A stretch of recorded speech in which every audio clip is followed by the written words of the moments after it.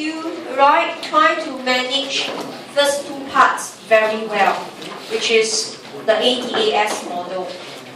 Just like any model that I've taught you, with the exception of Phillips curve, all the models that I teach you, I will always drill you on the basic function first. So the ADAS model comes from ADAS curve. So again, we need to have a very good grounding on the two curves.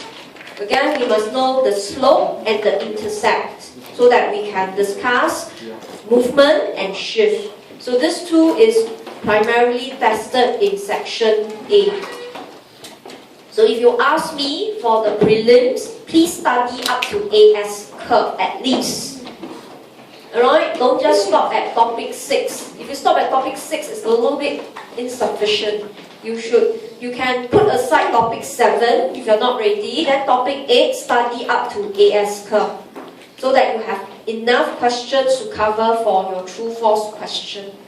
Okay, so after we study the two curves, we're going to combine them to form the basic ADAS model.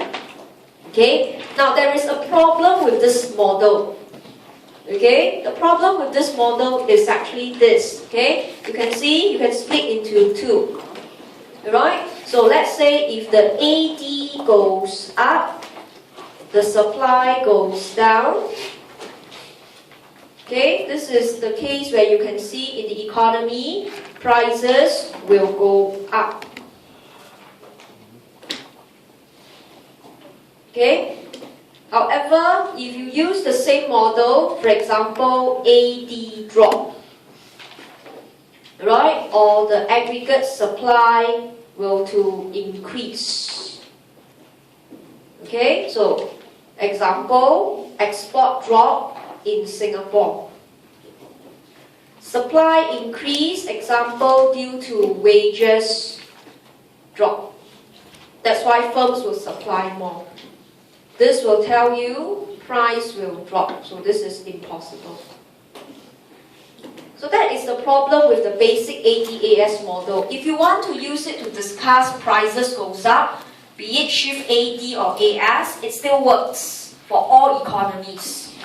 But now if you use the same model to say AD drops, spending in the economy drops, for example in Singapore export drops, the model is irrelevant because export did drop in Singapore, but we didn't have deflation in Singapore. We know deflation is a very dirty, harmful word.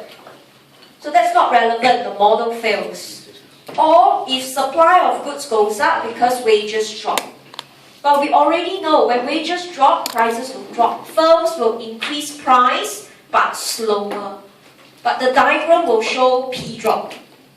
So in this case, the basic ADAS model cannot be used every time when the phenomenon will describe P drop. So instead, you're supposed to use the revised ADAS. So this is impossible. So therefore, you need to use the revised ADAS.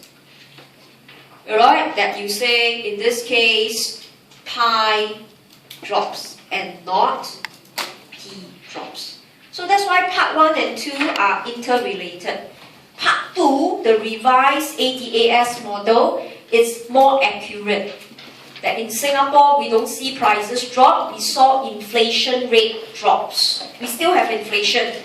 Alright, our transport prices, our car prices, housing prices are still rising but slower already. So we say pi drops and not P drops. So if you have a good anchor on your basic ADAS, you're able to use your basic model. But you reckon the shortcoming and then you apply the revised model. So the topic looks very long, but actually it's not. Alright, part of the basic ADAS has been taught in your year 1 economics.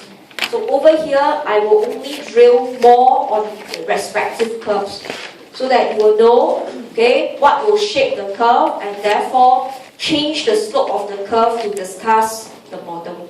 Okay, so with that now, we're going to do AD today, alright, so we're going to start off with pitch.